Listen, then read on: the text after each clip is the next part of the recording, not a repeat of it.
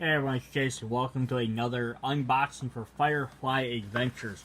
So this video we're going to go over both of the crew expansion sets, the Respectable Folks with Inara and Shepherd Book, and the Wanted Fugitive set with Simon and River. Since these are the only two expansions, there we go. It's like, why am I can't see anything? Since they're the only two expansions available at the time, and there's not a ton of content in there, I'm just going to do one video doing both of them. You need the base set, Brigands and Brown Coats, to play these. These are 100% extra, but they're going to give you 2 new characters each, some new scenarios, and a couple new equipment cards. So let's jump in and take a look. So first we're going to look at the Wanted Fugitives, River and Simon set.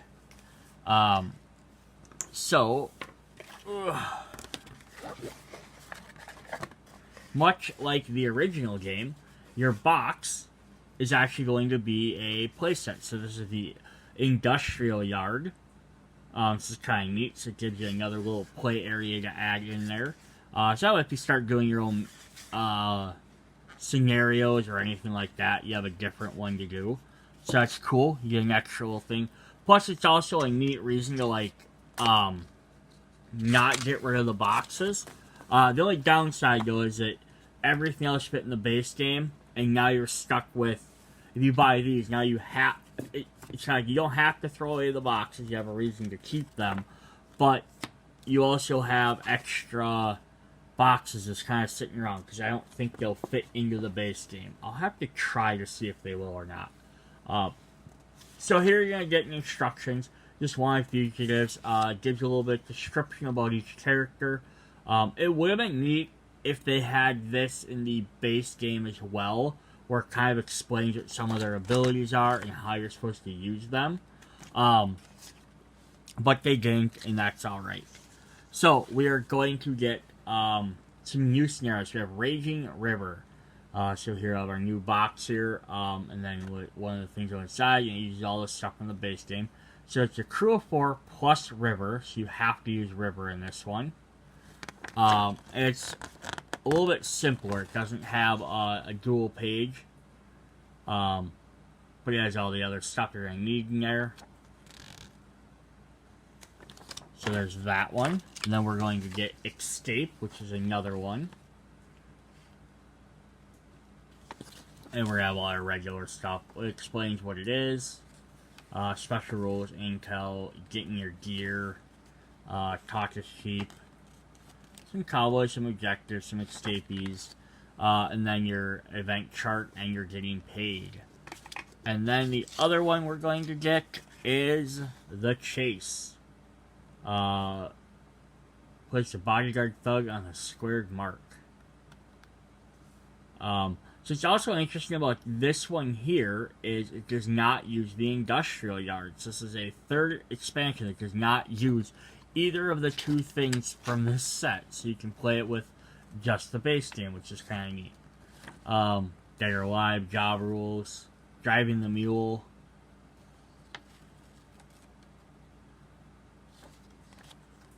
Your events, getting paid, and measure of success. Alright, so then we're going to hop into the actual interesting stuff, I guess. The cards. We're going to get 2 more down cards, 1 for each character. Even though you already had them in the base game, they just give you some extra ones, which is kind of neat. We're going to get our tokens here, so we get our character tokens. We have an explosion token, which goes with our bomb. We have 4 more hit points and some cargo tokens, which will have another 500,000 and equipment. I like that because, again, you can add some more stuff to your characters. We're going to have Casual Simon.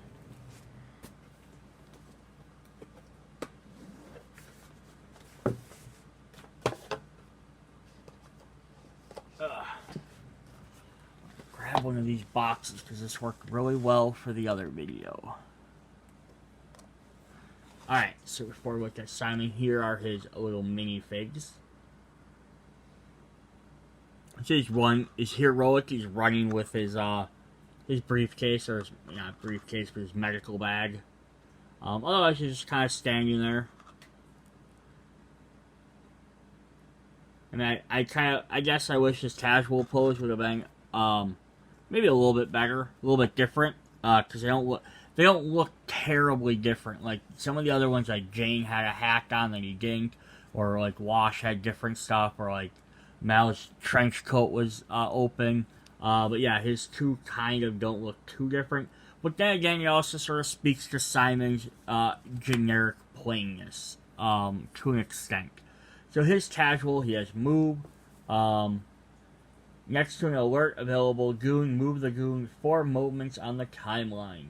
He can heal for 2. So he's one of the best healers right off the bat.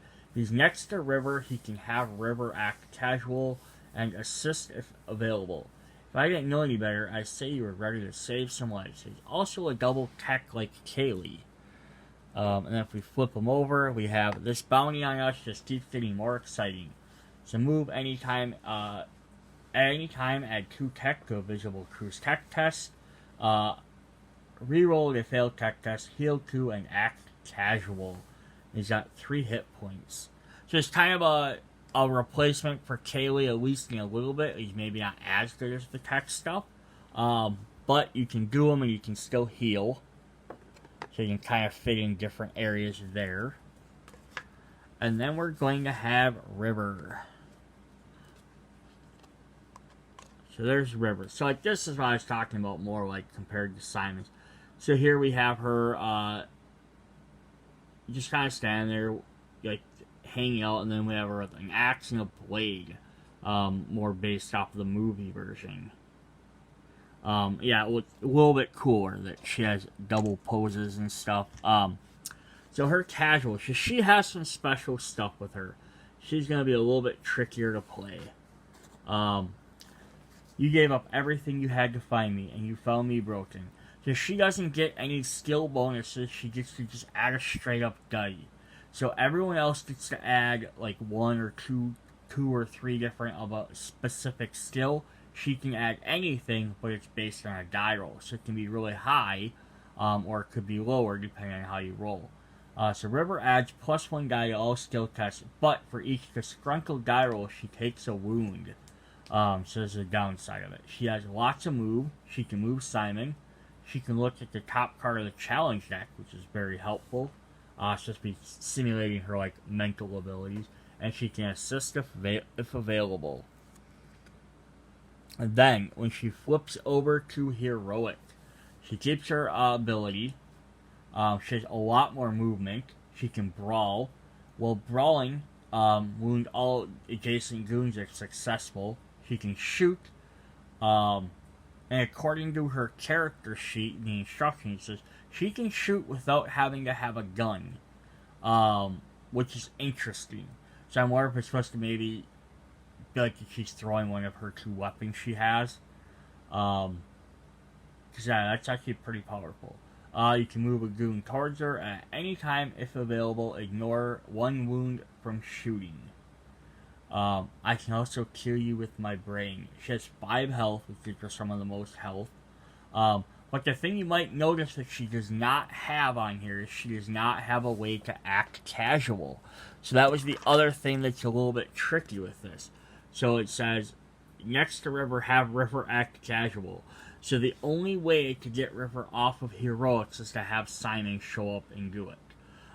Is flip her over. So if you're playing a mission where everyone needs to be casual for some reason, like at the end or whatever, if you play as River, you have to play Simon. So they kind of come as sort of like a package deal. You don't have to play as both of them, but it's going to make controlling River a lot harder. Plus, she has lots of health, and she could get hurt a lot easier. Alright, so let's check out our equipment here. We have stand-proof shades. We have a surgical kit. Jacketed ammo. We have timed demo charge. This is our little symbol. So exhaust to place the explosion time marker ahead of you on the timeline, and the demo charge token next to you on the map. On each square, characters in 4 squares of the demo charge take 3 wounds. So this is kind of neat. So it's like the grenade you could throw and just blow up and do damage. This one, you can place that thing down, put the timer wherever you want down there. So how many spaces you want to go, and then you need to get away from it. So that's kind of cool. We have a breaching tool, some med foam, a shiny coat and tie, a chain and tow hook. It's just kind of brawl. If you brawl into a wound, you may brawl with a second goon for no additional time. We have the PAL radio, and then big one here. We have a katana. You may brawl with multiple goons per roll a die per goon next to you, and add all their fight skills to get the goon's total. If your total is higher, then they all take 1 wound. If the goon's total is higher, you take 1 wound per goon next to you. So if you're fighting 3, you roll a die for each one, and you have to try and beat that. It's a risk-reward thing. Again, sort of like River's thing. But you can definitely do a bunch of damage, take out a bunch of people all at once. Alright, so that was what we had for Wanted Fugitives. So if you're interested in that, kind of some extra healing and some like critical thing, extra equipment cards are definitely fun. And then we're going to look at the other one, Respectable Folk. That's going to have a lot of the same type of stuff. So in this set, we are going to get another box. We're going to get the garden, which is definitely different. All the rest of them have all kind of been like odd buildings and stuff, and here we're gonna get a more like scenic thing. This is supposed to be a lot of the episode where Mel confronts we're at the party and he has to sword fight. That's the garden they're talking about. So of course we're gonna get the character sheet, gonna explain stuff about Anara Sierra and Shepherd Book, explaining some of their abilities. We're gonna get our missions. We have Dock Unrest. I do like these ones where it's like the roller, it's like a little town. Kinda neat. This one doesn't specify how many people can play, or it specifies it down here, but it's just saying 50.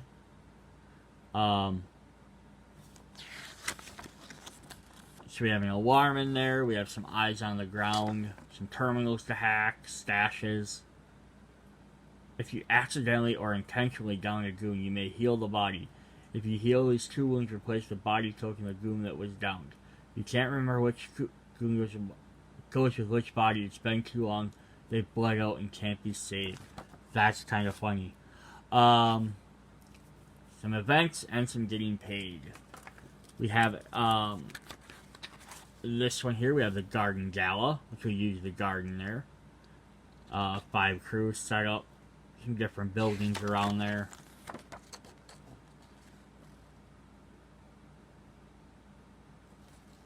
Different stuff there, intel, show your hand, events. I'm not going to read through all of these. And then we have a very interesting one here. So this is Shanty's Suite. So you're going to take box number 10 from the base set and only start with that. Then what you do is when you exit, you actually have to place new buildings. So some special pathways. So you're going to enter a new building. You draw a token and you roll a die. And the token will tell you which building you are. And then you roll a die to find out what happens in there.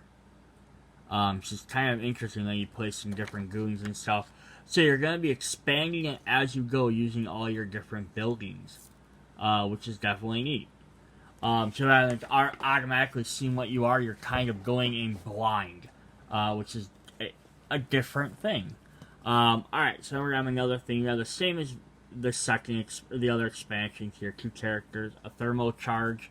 1,500. 2 down cards. I like that they do include them though, even though you don't technically need them because there's 5 in the base game. But I do like that they did, because then if you want to do a customized mode where you're gonna play as, you know what, we're gonna play as all 7 characters, or we're gonna play as all 9 characters. We're gonna go all out mission with all nine characters. You have the option of doing it. So here's Anara's 2 poses. I love that they're very different. So she has a crossbow. I don't honestly remember her having a crossbow in the show. I know she's picked up weapons before. The only episode I can think of is when they went to the town that had all the former companions. And they're guarding the building and the pregnant lady. It's been a while since I've watched every episode, so I can't remember specific names or anything. That's the only episode I can think of where she might have had a crossbow. Alright, her abilities are going to be... and what exactly was our net profit on the famous wobbly-headed doll caper? So she's a negotiator, so she's the first one with a lot of negotiating. Movement, she can reroll failed negotiations. She can roll for 8 next to an alert goon to switch them back to waiting. So that's definitely great. She can actually, in casual, she can stop goons from being active, take them off the board. She can move a visible goon towards us, she can distract them. So she's all about good assisting there. And then her heroic side, she has some more moves. Rerolling a negotiation. When shot at, change the target to the nearest character. So basically, if somebody tries to shoot her, she can be like, no, you shot Jade instead. And she can brawl, which is kind of fun. And there's her actual pose with the crossbow there. What? You didn't see it coming? At 3, she's a little bit weaker. Then we have our favorite preacher. We have Shepherd Book. So this is his thing takes. If you haven't read any of the comic books, they actually do explain his past. So this kind of takes a little bit more from that, which is interesting. So here we have him again. We have him down, one knee, shooting a rifle, or we have him reading his Bible. Nothing super special there, but cool nonetheless. So his abilities, he can fire or negotiate. Move, uninjured heroic crew next to Book may act casual, even if they're in the sight of goons. So normally, you have to be out of the sight of them to change back to casual. He can kind of be like, no, look at me, and the other guy can be like, I can flip back to casual quick. Reroll a job event result if available. Move any available goon's time marker 2 moments, and assist after rolling a skill test if available. So that's even cooler, because he can assist after he sees what it is, so he can decide if he needs to or not. His heroic side. Movement, he can heal a crew member. Heal, and then if they're healed, they're back to full health, he can have them stand up immediately. So it's definitely a great healing ability, because Simon can only heal for 2, which is awesome. But Shepherd can help them get right back on their feet without having to wait till their turn. He's got Brawl. At a terminal, succeeding a negotiate challenge to take an intel token and act casual. It is, however, somewhat fuzzier on the subject of kneecaps, and 4 health puts him in the middle. I didn't read his other one. I believe there's a power greater than men, a power that heals. Alright, then we're going to look at our item cards. We have the timed demo charge, which we've already talked about. We have a vector pistol, a guild papers, companion knife, there's her crossbow, armored piercing ammo, the good book, a laser pistol, dueling swords, and local maps. Alright, so that was it. So there's definitely some content in these expansions, because you get the characters, you get some extra items which make the game interesting. You get the one big buildings on each one, which is neat. I do wish, if honestly, if I had to say, if the things they would have added, I would have liked potentially another small building. Maybe like instead of the rectangle size, like the little crate ones, maybe if they had one of those like a small, like more of like just blocking terrain. Like if they just had something like you can't enter, but they would have added. But even the base game, I wish would have had maybe something like that. So the smaller things that are just like a hindering terrain thing would have been kind of cool. I also would have liked some negotiation cards. Like they could have thrown in like 3 for each, like, or 2 for each even, like 4 total. Like just like, oh, I played the game 20 times, now I bought the expansion. It would have been kind of neat to potentially have, even 4 brand new ones. That's something different. I mean, the items are nice too, but it would have been neat if they had some more negotiation cards. The other thing that would have been kind of neat would have been,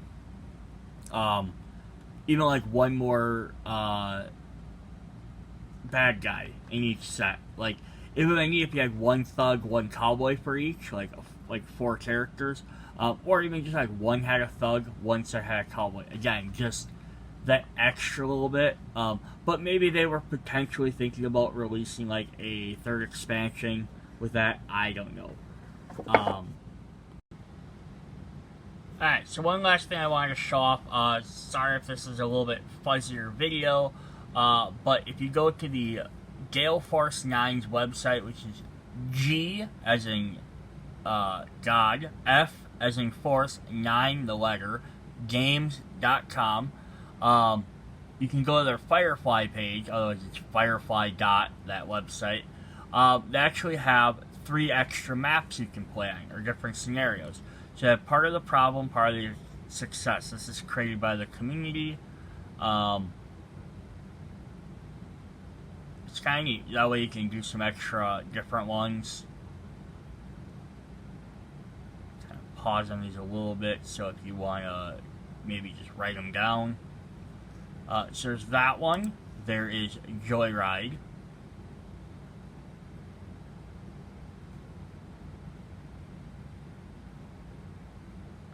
I think the first 2 here are available for... They'll work with the base set, of course.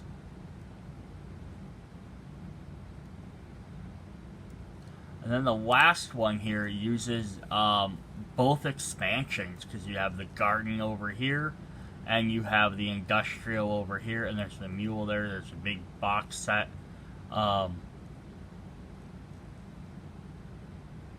But yeah, you escape the dragon's lair. Enter a building, there's some different stuff, event charts. But yeah, so that's definitely something different you can do. Check out this website if you want to get some more of those. Alright, that's what I got for Firefly Adventures. See you guys in the next videos. Bye!